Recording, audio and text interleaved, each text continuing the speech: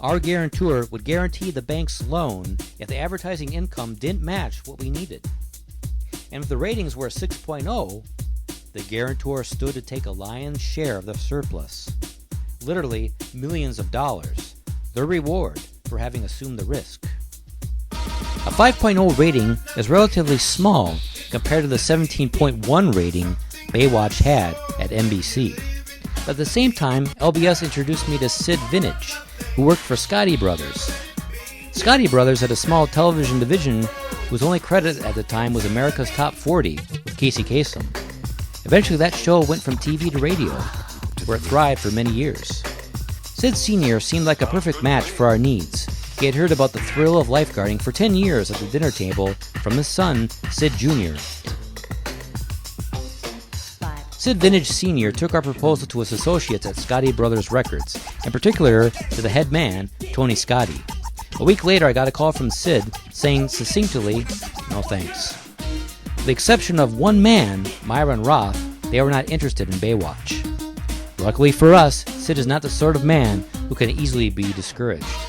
Week after week, he kept going back to Tony Scotti, presenting some new piece of evidence that further demonstrated that Baywatch could be a winner. Tony Scotti was a tough sell. Yes, he wanted to run with the big dogs of television, but was reluctant to risk his own money. Sid stuck with it.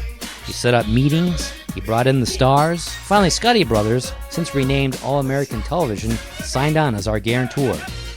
And the grand plan to resurrect Baywatch, Sid Vintage, was a prime mover and an ongoing champion. Without Sid, we would never have succeeded. Altogether, Burke, Schwartz, Bonin, and Hasselhoff retained 50% ownership of the show, which is quite good in this industry. All American received 25% ownership of the show. The remaining 25% went to LBS for finding domestic distribution, Chris Kraft for actual domestic distribution, and Fremantle for worldwide distribution, and ITV for Great Britain distribution. In addition to the 25%, All American acquired the Baywatch copyright and trademarks. In the old days, the term syndicated referred to a show that had been sent to rerun because on a non-network station. MASH or Magnum PI or Murder, She Wrote.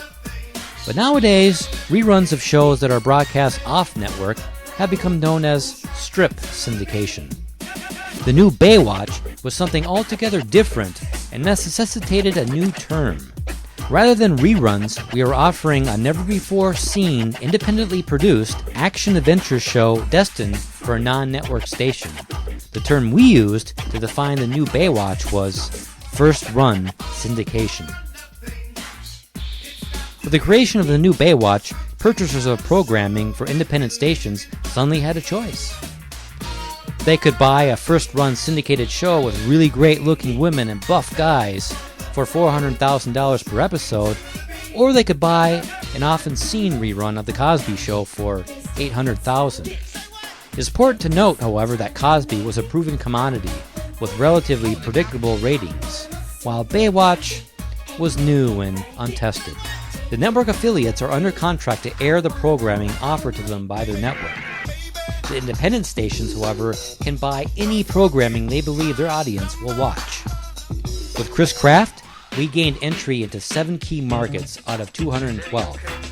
To sell the rest of the country, we took the show to NATPE in January 1991.